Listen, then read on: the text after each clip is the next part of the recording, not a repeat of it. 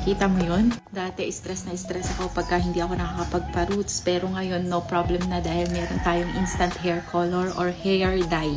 Instant to. So, hindi mo kailangan pumunta sa salon, maghintay ng matagal.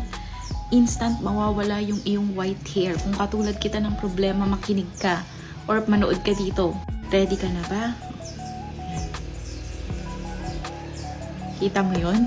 Ganon kasimple. So, ang gagawin mo pag nakapahid na, kailangan mo siya suklayin para kumalat.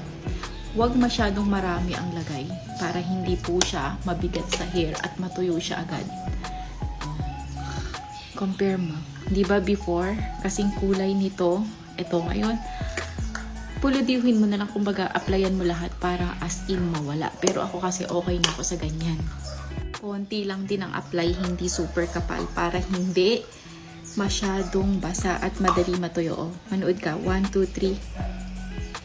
3. Go. Diba? Wala na agad.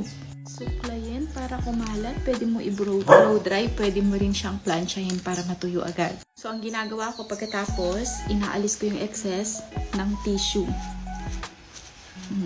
Kahit ganyanin mo yan, hindi yan lalabas yung puti mo.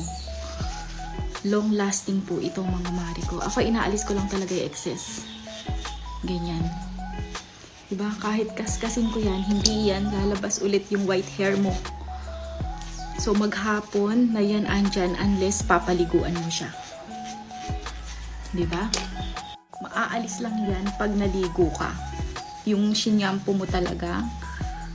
Pero pag naulanan ka, pinawisan ka, hindi yan maaalis. Ayan. Walang lalabas na white hair. Ito yung excess, pero covered pa rin yung aking hair. Sa mga may gusto nito, ilalagay ko siya sa basket. Mag-check out ka agad-agad.